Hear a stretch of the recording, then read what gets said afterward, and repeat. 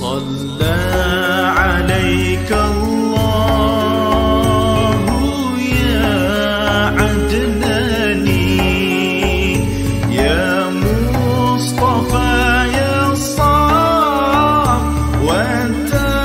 الرحمن الحمد لله الذي أعطاني. Tajuk ini penting tuan-tuan ya, tak boleh tidak ya, tak boleh tidak. Kita dahulu kita baca ini semua dalam apa itu kita katakan apa rukun iman yang kelima, percaya pada hari kiamat dan tanda-tanda kiamat. Tetapi sekarang kita bukan hanya belajarnya saja, ya kita punya percaya tu nak apa? Percaya sampai yang kau buatlah. Percaya akan Allah Ta'ala. Maka sembah Allah Ta'ala, iman pada Allah Ta'ala, takut pada Allah Ta'ala. Percaya pada kitab-kitab, bagaimana? Percaya pada hari kiamat, bersiap sedia untuk menghadapinya. Bersiap sedia untuk menghadapinya. Dan segala perkara berhubung kait dengannya, iaitu before and afternya. Sebelum kiamat ada tanda-tandanya. Allah Ta'ala tu maha pemurah, tak terus terbalikkan bumi begitu dilipat, digulung begitu saja. Diberikan tanda-tandanya supaya hamba-hamba bersiap sedia. Dan tanda-tandanya itu adalah tanda-tanda kematian untuk seluruh alam semesta. Dan kita perlu tahu tanda-tandanya itu semua apabila datang bukan setakat tanda untuk kita lihat, tetapi tanda yang kita alami, Ada tanda-tandanya bahkan memporak-perandakan bukan setakat alam semesta, memporak-perandakan keimanan insan-insan. Kalau kita tak tahu macam mana, kita hanya bersama. Jadi kita tahu tanda-tandanya itu, kita renung, kita ambil langkah berjaga-jaga. Tetapi semakin kiamat semakin dekat, semakinlah orang makin tak ingat. Semakin, itu salah satu tanda kiamat. Apabila orang tak ingat kiamat, apabila orang katakan kiamat, orang tak percaya dan orang kalau boleh tak nak dengar perkataan-perkataan mengenai kiamat. Itu tanda makin dekat hari kiamat. Orang tak suka nak dengar tentang kiamat. Ya. Baik, ucapan terakhir mengenai Dajjal. Seperti apa yang telah kita ketahui bahawa Dajjal telah membawa sebesar-besar fitnah atau ujian yang tidak pernah berlaku seumpamanya di atas muka bumi ini ya, dalam seluruh sejarah anak Adam, daripada Nabi Adam diturunkan sampailah ujung kiamat. Fitnah paling besar sekali ialah zaman Dajjal yang 40 hari. Bayangkan tuan-tuan sekalian, kalau ada dia punya fitnah tu paling besar, maka dia punya mukadimah pun besar. Jangan kita sangka kalau 40 hari itu saja Dajjal keluar terus kita pun nak jagakan diri. Setakat 40 hari kita sembunyi dalam rumah, kita kunci semua, setakat makan Maggi ke apa pun cukuplah. 40 hari daripada 4000 tahun dulu, bahkan sebelum itu lagi dah dipesankan oleh pada anbiya dan mursalin, pada umatnya. Pada Nabi Adam AS dah sebut tentang dengan anak-anaknya itu tentang kedatangan Dajjal, tentang fitnah Dajjal. Kenapa Dajjalnya kemudian? Tapi degilnya, rencananya, jahatnya.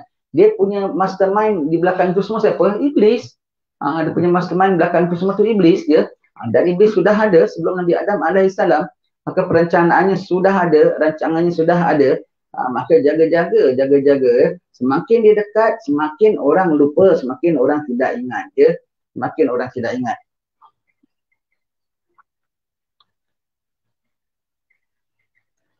Sangat ramai orang yang akan tertipu dengan hilahnya. Tipu apa? Agamanya. Tipu tu apa? Tipu tu tipu lah. Tipu tu kau ingatkan kau dapat baik, rupanya kau dapat palsu. Kalau setakat kau beli barang, kau dapat, dia bilang ni barang baik. Kau bayar dengan harga mahal, tetapi rupanya kau dapat barang palsu. Itu aja tertipu. Kemudian kau sedar.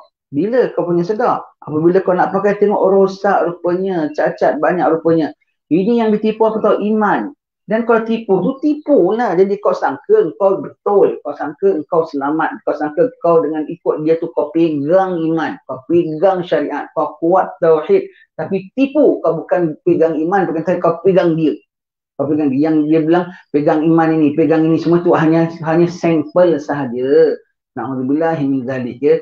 Hanya sampel saja. Itu yang kita takuti. Kalau dia datang terus dia bawa salib ke, dia bawa berhala. Sembah. Tentu kita tahu ya. Ini dia punya datang tu cukup halus sehingga kita rasakan dialah penyelamat kita. Mula-mula akur dengan dia. Kemudian patuh cakap dia. Kemudian tak berani nak ingkar dia. kemudian rasa beruntung ikut dia, kemudian rasa tak nak lepas dengan dia, kemudian ikut saja apa cakap dia sampai sembah dia. Na'udzubillah ya. Dan itu pun ketika tu diorang masa mereka rasa mereka masih beriman. Mereka rasa kamu yang semua tak nak sembah Tuhan yang betul, ini Tuhan yang betul. Selama ni yang kau belajar tauhid tu salah rupanya. Ini yang tauhid yang betul, ini Tuhan yang betul. Sifatnya tak lari daripada sifat Tuhan. Astagfirullahaladzim ya. Na'udzubillah. Sampai begitu. Ketika itu pun mereka sangka yang mereka sembah tu Allah. Mereka sangka mereka tu masih dalam agama Islam. Mereka sangka mereka tu yang kafir, yang malah tu kafir. Yang Islam ni masih dia rasa dia yang disembah tu adalah Allah, yang dibuat itu adalah iman, yang dia jaga itu adalah amal. Sebetulnya dah jauh, dah gugur, dah na'udzubillah. Tahu tak tahunya bila yang dia dapat tu palsu, mati nanti. Apabila mati nanti buka hijab baru tahu betul tak betul. Samalah ada segala penganut-penganut selain daripada Islam yang tak menyembah Rabbul Alamin. Mereka mengatakan mereka yang betul, mereka yang betul. Betul tak betulnya, tahu tak tahunya bila buka hijab, nampak betul tak betulnya nanti ya, buka hijab. Sama orang-orang semua ya. Fitnahnya cukup besar. Takut sekali tipu daya tu agama pulaknya, akidah pulaknya, keimanan pulaknya. Bukan setakat tipu daya kita ikut cakap dia kita jadi sakit, kita ikut cakap dia kita jadi lapar, kita ikut cakap dia kita jadi miskin. Oh, kita ikut cakap dia kita jadi rugi dunia dan akhirat, zahir dan batin. Makan pun kau tak ada, rezeki pun kau sempit, badan pun kau sakit, iman kau pun teruk, amal kau pun rosak.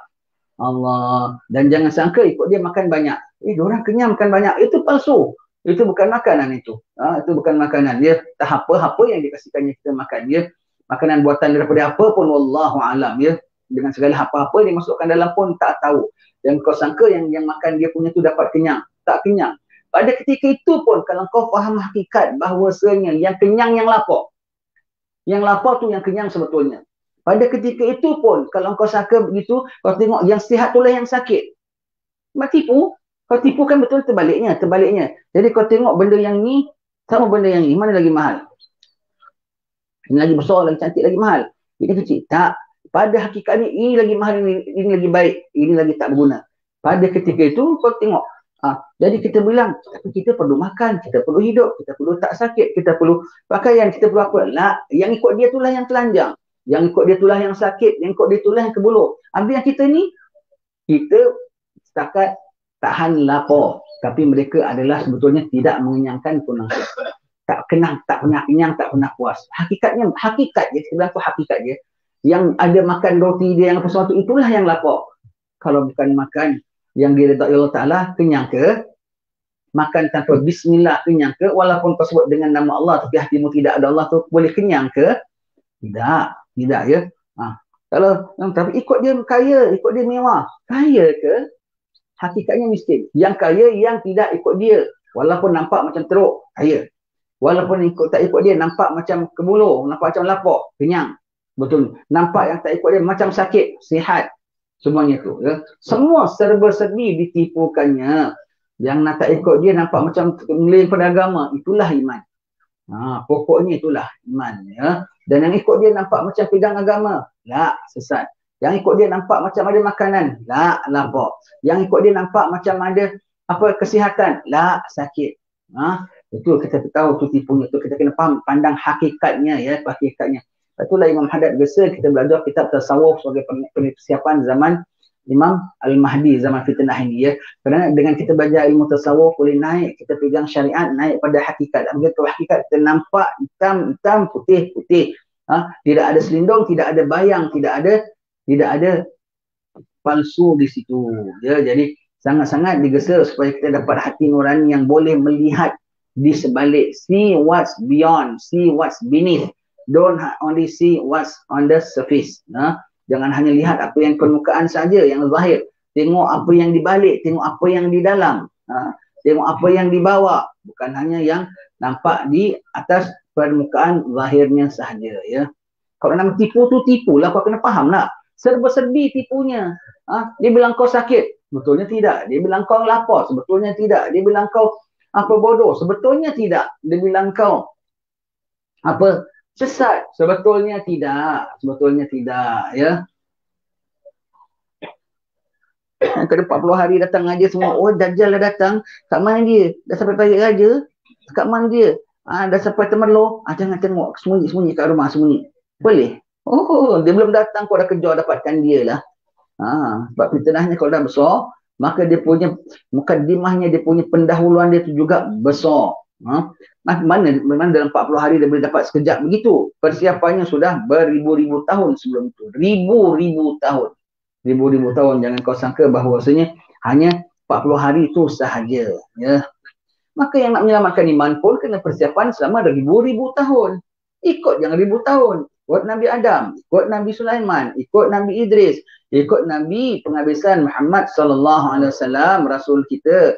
Yang kita ucap asyhadu an la ilaha illallah, asyhadu anna Muhammadar Rasulullah. Selamatlah kau.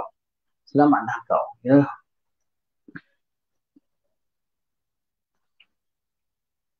Sangat ramai orang yang akan tertipu dengan hilahnya. Apatah lagi orang yang lemah imannya. Ia dengan mudah terpercaya dengan muslihat Dajjal. Kemunculannya adalah merupakan salah satu di antara tanda kiamat yang besar, yang merupakan salah satu di antara keyakinan yang dipegangi oleh ahli sunnah wal jamaah. Betul, perlu ada ahli sunnah wal jamaah sentiasa diingatkan tentang ciri-ciri dan komponen-komponen ini. Tak masuk dalam ahli sunnah jamaah, kalau sebut tentang Dajjal dan Mahdi hanya semintas lalu, tak seriously pandang. Dan kalau boleh dia nak cari yang fahaman yang mengatakan tak payah berpegang dengan fahaman ini. Begitu ya. Baik.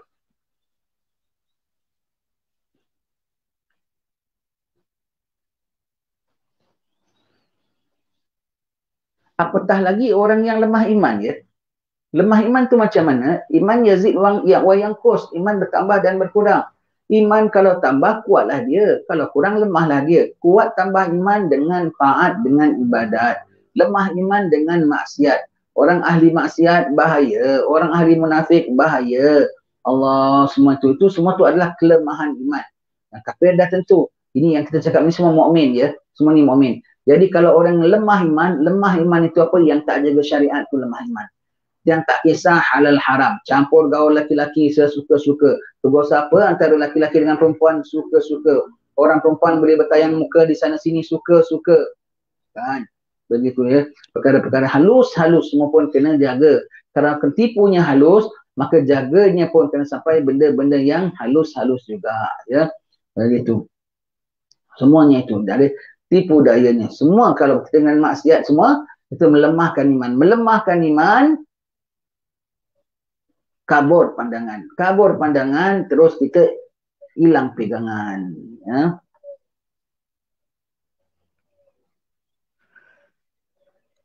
Jadi hadis-hadis yang telah disebutkan oleh para ulama ahlul hadis, terutama apa yang disebutkan oleh Imam Bukhari dan Imam Muslim adalah dengan jelas menunjukkan kepada kita bahawa Dajjal itu pasti akan muncul dan kemunculannya merupakan satu ujian Allah Ta'ala terhadap hamba-hambanya. Kenapa ya? Pasal itu dah final day. Itu dah final day.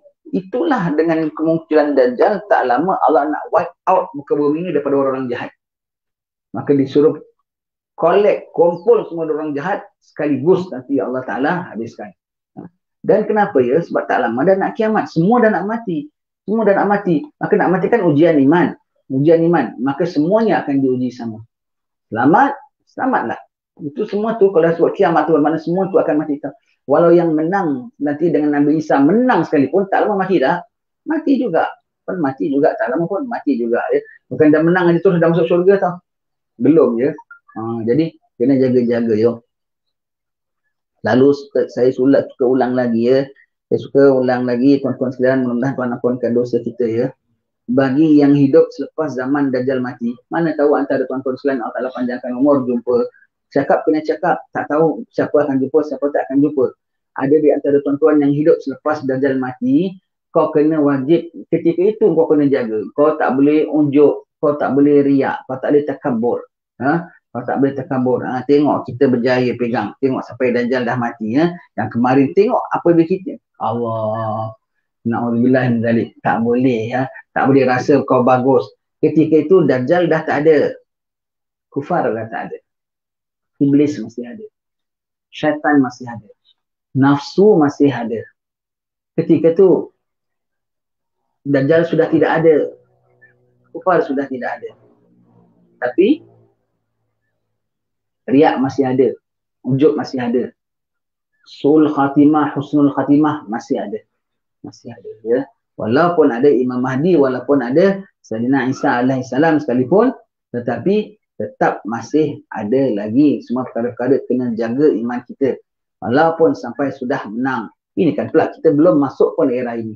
Dan nak kena jaga dari sekarang. Dah ketika itu dah menang pun di bawah Mahdi, di bawah Nabi Isa sekalipun, dah menang sekalipun, dah clear, dah tenang, dah aman damai sekalipun, kau tetap kena jaga. Ya. Ini kan pula kita sedang diambang era itu ya.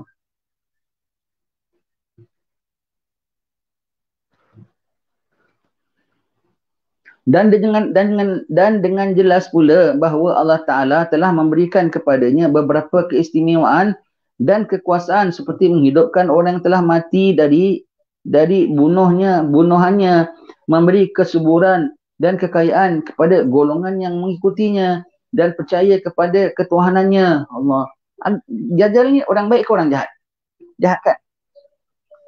Orang jahat sifatnya nipu kan? Bukan kita orang mukmin saja ditipu tau. Yang dalam grup dia pun kau ingatkan dia sayang sangat. Siapa ikut aku sayang, kasih makan kenyang-kenyang. Itu pun tipu sebab sama dengan dia tak lama akan mati. Tak lama akan mati ya. Seperti kasih makan anak ayam kenyang-kenyang lepas tu nak kena sembelih. Dia tahu semua akan mati dengan dia. Dia kasih makan tu, itu pun tipu. Kalau tak tipu, dia tak kasih makan. Dia suruh jadi kasih iman. Betul tak? Nah, itu pun ditipu. Jangan dia dengan anak buah dia tu, yang dengan ikut dia tu semua, dia sayang sangat, kasih makan banyak, kasih roti, kasih subur tu semua tu. Semua tu untuk nak cabut, biar tercabut iman mereka. Semua tu untuk mengkelirukan mereka. Sedikit bukan untuk sayang mereka. Sebab bukan daripada Allah. Allah izin tetapi tidak dengan restu Allah Subhanahu Wa Taala. Allah Taala izin pada pihak mereka banyak makan, banyak hujan, banyak air, banyak mewah, banyak obat, banyak apa semua. Allah izin tetapi tidak dengan rahmat dan redha Allah Subhanahu Wa Taala ya. Maka jangan kau sangka tengok Imam Mahdi, imam orang Islam, tetapi di bawahnya umat lapar, umat gitu. Dia tak prihatin pada kita. Tengok Dajjal, sayang orang-orang dia. Sayang. Tak ada mana dia sayang umat dia. Tak ada mana dia sayang orang-orang di bawah dia. Memang dia penipu, dia punya sayang tu pun tak tipu. Orang bawah dia tu pun nak kerjakan, biar masuk neraka, tak nak tipu tu namanya. Biar masuk neraka, biar nanti sebelum masuk neraka ditindak oleh Nabi Isa alaihissalam, tak kata dia menipu mereka tu namanya. Jangan kau sangka dia sayang sangat di bawahnya. Tak apalah, saya dapat kasih sayang daripada pemimpin yang prihatin. Jauh sekali, tak ada mana. Jadi umat Islam jangan pandang apa yang mereka dapat, jangan pandang siapa yang pimpin mereka, jangan sedikit pun kasih markah kebaikan pada dia. Serba-serbi tak ada berlaku. Ad-dhalin yang sesat.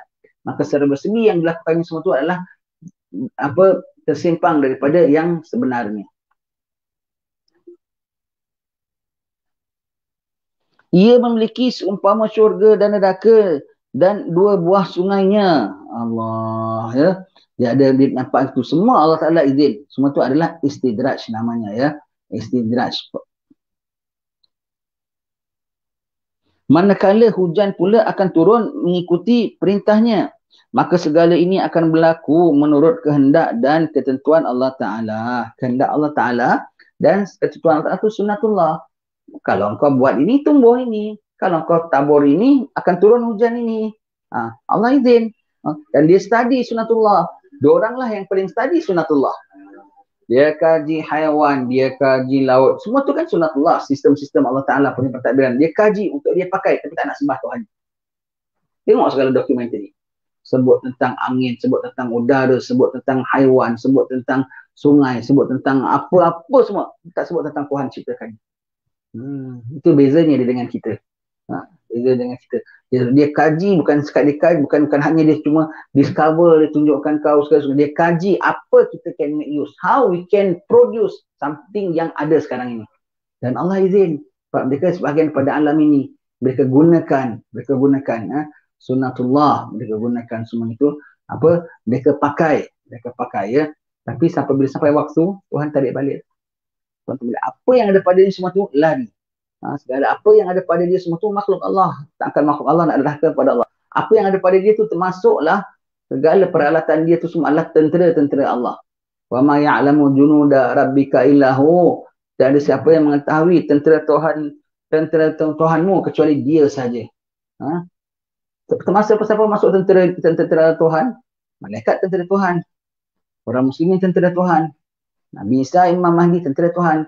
Siapa lagi? Senjata dia tu pun tentera Tuhan. Senjata dia tu pun tentera Tuhan juga untuk membinasakan dia, ya.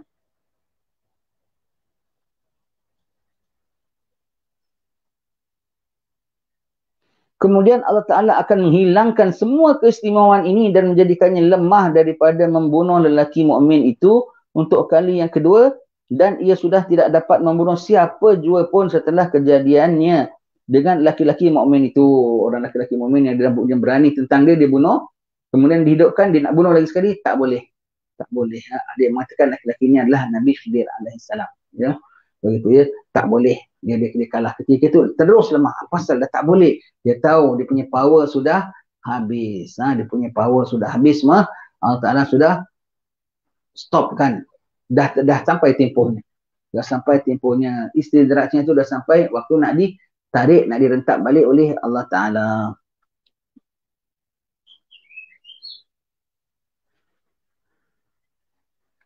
Akhirnya, segala sesuatu yang dimilikinya menjadi hancur dan dia pun akan dibunuh oleh Nabi Isa alaihissalam. Dan Allah Ta'ala akan memenangkan golongan yang beriman dan membasmi segala bentuk syirik dan kekufuran. Allah yang punya bumi lah. Allah yang punya bumi. Allah yang punya segala makhluk-makhluk. Takut dengan Allah, wahai hamba Allah. Kau pasti akan mati. Kau pasti akan mati. Jangan kau berani sangat dengan Allah. Allah nak protect siapa dia boleh protect. Kau kena jaga-jaga terhadap kekuasaan Allah Subhanahu Wa Taala. Ya, maka Allah Taala nak binasakan dia, nak menghancurkan dia. Oh, kecohnya tengok dia punya super leader. Superman dia lah. God dia lah. Dia dah panggil God lah. Nanti jadinya Godzilla. Begitu ya. Begitu ya. Tiba-tiba lari lintang pukang. Tak seram. Pendekar, bawa orang pergi perang semua. Serang, ini, hancurkan kampung ini gitu. Tahu-tahu kepo. Macam mana? Dan yang bawah dia semua lintang pukang. Di bawah dia semua senjata semua tak jadi, semua tak gitu. Tak bingung. Tak bingung. Takkan diorang lari di balik tembok, di balik pokok, di balik apa semua tu. Dan semua bersuara. Semua dia bersuara. Tentu yang dia berlindung, yang di balik tembok, balik pokok, balik apa semua tu, tembok dia, pokok dia. Tempat bahagian dia lah, markas dia, semua tu. Semua akan bercakap semua tu. Semua akan bercakap. Masuklah dia berlindung di balik kereta tank dia. Di balik peralatan senjata-senjata canggih dia. Pun akan mengatakan, tiba-tiba dia punya roket bilang, hai Mu'min, ini ada orang jahat. Tak seram dia. Begitu ya. Silap-silap roket dia boleh toleh. Boleh toleh. Boleh apa? Kau dah boleh cakap? Kau bayangkan tak? Kau bayangkan. Kau tengok macam benda pelik. Itu ya, akhir-akhir ini kita semua Allah punya atur ya. Kok banyak majlis-majlis hall ya. Majlis-majlis hall dulu kan tak banyak sangat. Dulu sekali-sekali kita dengar hall Sultan, hall kalau di Singapura tu sekali-sekali hall Habib Noor pun tak besar dulu ya. Sekarang kok besar dan meluas dan semua golongan orang beriman akan suka. Dan orang tak beriman cukup anti hall macam-macam dia tuhmahkan. Ini hall sembah lah, puja lah, apa semua tu. Sebab apa tahu dia tak nak kita kenal watak wali. Dengan hall ni kita diberi watak wali. Wali macam mana, Imam Haddad macam mana, Habib Ali macam mana, Habib Abdillah macam mana, Kiai Hussein macam mana, macam mana watak wali. Jadi kita tahu watak wali macam mana, kita tahu membezakan. Jadi Allah Ta'ala nak kita dapat tahu macam mana watak Imam Al-Mahdi, watak Nabi Isa nanti ya, menerusi wali-wali yang dah diperkenalkan kita dalam majlis-majlis hall ini ya. Jadi kita tunggu orang yang ciri-cirinya macam Imam Haddad. Kita tunggu orang yang ciri-cirinya itu macam Habib Ali. Ya, kita tahu. Dan Imam Mahdi yang kemuncaknya lah nanti. Jadi kalau aku tengok markanya rendah pada Habib Ali sikit aja pun aku tak nak terima. Markanya rendah sikit pada Imam Haddad pun aku tak nak terima. Begitu ya. Jadi apatah lagi macam gini. Jadi Allah Ta'ala tunjukkan, kalau Allah Ta'ala nak kasih panduan, mereka ada plan, Allah pun ada plan. Ya, Allah pun ada plan.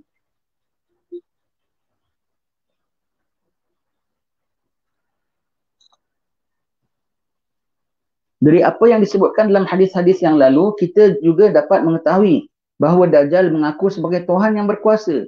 Walaupun demikian, Allah Ta'ala juga telah menjadikan dalam diri Dajjal itu bukti yang jelas yang dapat menunjukkan kebohongan pengakuannya itu, iaitu jelas sekali di mukanya dengan dibutakan matanya yang kanan. Tuhan kok boleh cacat? Kalau Tuhan kau boleh buat segala-gala, mata kau repair lah, sebelah. Mata sebelah tu matanya terpelet aja gitu, rata aja tu. Itu namanya Masih Dajjal, macam disapu aja mata tu, macam rata aja gitu. Mata pelet, ada sebiji butir macam mata kucing aja gitu. Allah, tak cantik sekali. Gitu. Tuhan kok gitu. Yang lain yang tak ngaku Tuhan pun lawa juga. Yang lain tak ngaku Tuhan, yang tak boleh turunkan hujan, tak boleh apa. Zahirnya dia pun lawa juga. Matanya ada 2 biji mata yang cantik ya. Dia mata je. Kalau kau betul kau Tuhan, takkan kau cacat. Siapa kau boleh bikin diri kau cacat, mana boleh. Nampak saja bukan Tuhan. Itu awal mula. Itu awal mula ya. Dan Allah Ta'ala kasih orang-orang mukmin nampak brand apa?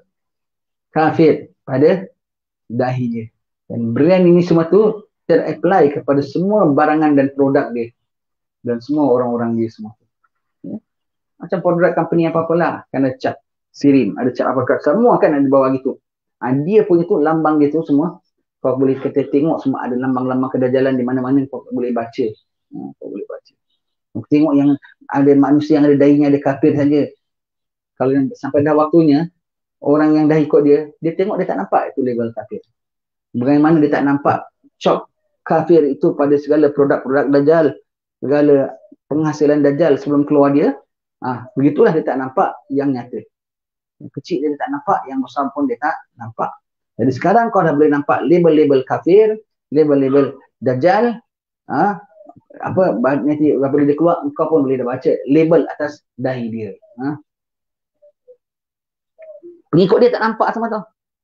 Pasal apa? Nampak dunia, mau hidup, mau mewah, mau kenyang, mau hari-hari makan ayam goreng tepung, mau hari-hari mau makan roti belauk, mau hari-hari makan roti bertangkup. Maka semua tu tak boleh sikit pun kurang. Pasal dia pun perakus dengan dunia. Pasal dia nak buka syarikat dia balik semula. Pasal apa? Dia nak besarkan balik semula dia punya kilang. Pasal apa? Dia nak kereta mewah dia balik semula. Pasal apa? Dia benci orang yang nak menghalang ini semua tu. Allah. Maka tak nampak. Tak nampak lah tu.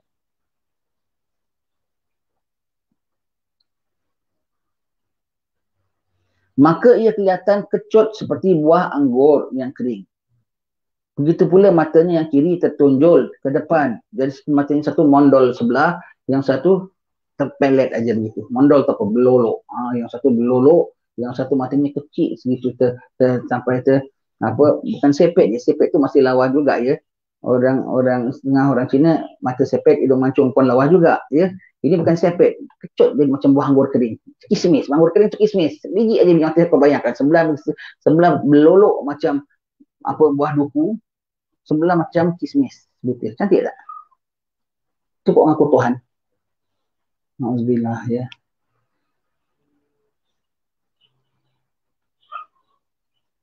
Jadi bagaimana ia mengaku sebagai Tuhan yang berkuasa sedangkan ia lemah dari memperbaiki kecederaan yang jelas yang ada pada dirinya sendiri, dan dia juga tidak dapat memadamkan tulisan yang terpampang di atas dahinya yang menunjukkan kekafirannya. Kalau boleh kau delete lah. Delete. Lepas tu orang Islam dah nampak. Aku jelas aku dah nampak. Dari belakang dah nampak ini kan. Kalau depan nampak lah adanya kafir. Dari dia belum muncul dah nampak label-label dia semua pada produk dia. Ini kan pula dia dah muncul. Orang-orang yang mukmin akan tahu ya. Mudah-mudahan kita dipandu oleh Allah Ta'ala. Dan mudah-mudahan dari sekarang kita dipandu oleh Allah Ta'ala. Kita mati sekarang sebelum Dajjal keluar. Tapi kita dah tak termasuk dalam golongan Dajjal. Kita mati sekarang, Dajjal belum keluar, dah boleh termasuk dalam golongan Dajjal. Walaupun dia belum keluar lagi. Kita mati sekarang, Dajjal belum keluar, kita dah masuk dalam grup yang bukan dalam grup Dajjal, bawah grup Mahdi, walaupun Mahdinya belum muncul lagi. Gitu ya. Oleh kerana itulah orang yang tertipu dengan Dajjal hanyalah orang-orang yang lemah pendiriannya, bodoh pada akalnya, mempunyai kepentingan untuk merebut kesenangan dunia yang fana ini, dan juga mereka tidak sabar menahan penderitaan dan tekanan yang akan dikenakan atasnya. Mana boleh, kita dah makan tak makan ayam berapa lama semua ni, nak makan juga ayam. Nah, alah bukannya apa, cuma dengan dia angguk aja. Susah tak? Dapat ayam 15 ekor. Umpamanya lah, ini contoh ya.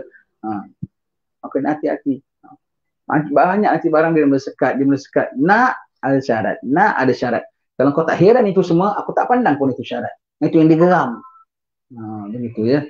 Itu digeram. Kalau kau tak heran itu semua, jadi sekarang jangan herankan benda-benda semua tu. Sebab ditarik kita semua dengan benda-benda dunia. Tarik benda yang dia tak boleh tarik. Iman, ibadat, takwa, amal. Itu dia tak boleh tarik. Pegang itu. Itu dia tak boleh tipu. Kalau kau betul-betul ya, dipalsukan. InsyaAllah akan kita sambung baca pada pertemuan akan datang. Semoga Allah ampunkan dosa kita, tetapkan iman kita, meredai kita.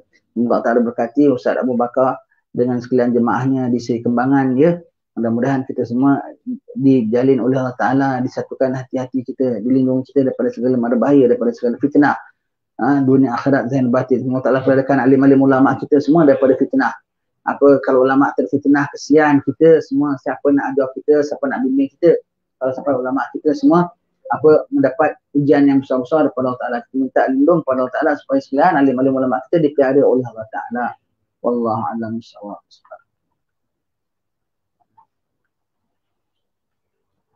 Wa akhiru da'wahum alhamdulillahi rabbil alamin. جسد في المهدي